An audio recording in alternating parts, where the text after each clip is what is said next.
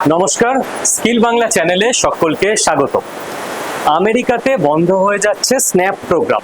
Snap programme মানে কি? Snap programme মানে হচ্ছে সাপ্লিমেন্টাল নিউট্রিশনাল অ্যাসিস্ট্যান্স প্রোগ্রাম। কি ব্যাপার না, আমেরিকাতে একটা নিয়ম রয়েছে। আমেরিকার এই নিয়মের অধীনে এই মুহূর্তে 4,17,00,000 মানুষকে, যারা দারিদ্র সীমার মধ্যে পড়ছে, তাদেরকে যাতে ঠিকঠাক গুণমান সম্পন্ন, পুষ্টিগুণ সম্পন্ন খাবার সরকারের তরফ থেকে প্রোভাইড করা যায়, তার জন্য এই স্ন্যাপ প্রোগ্রাম চলতো।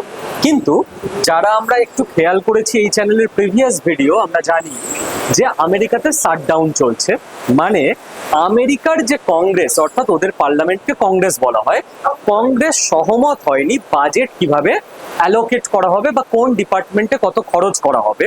আর এই ঐক্যমত্যে পৌঁছানো সম্ভব যে হয়নি বলে এই মুহূর্তে আমেরিকান গভর্নমেন্টের সমস্ত টাকা প্রচন্ড ইম্পর্টেন্ট ডিপার্টমেন্ট ছাড়া বাকি জায়গায় ফ্রিজ করে দেওয়া হয়েছে, অর্থাৎ কোনো ডিপার্টমেন্ট টাকা খরচ করতে পারবে না।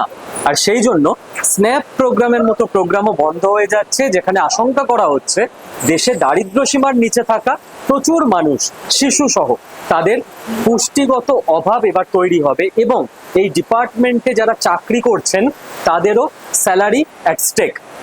এর আগেও আমেরিকাতে শাটডাউন তো হয়েছে, কিন্তু এইবারের শাটডাউনটা দীর্ঘায়িত হচ্ছে। গোটা আমেরিকার সমাজ প্রবলেমে পড়ছে।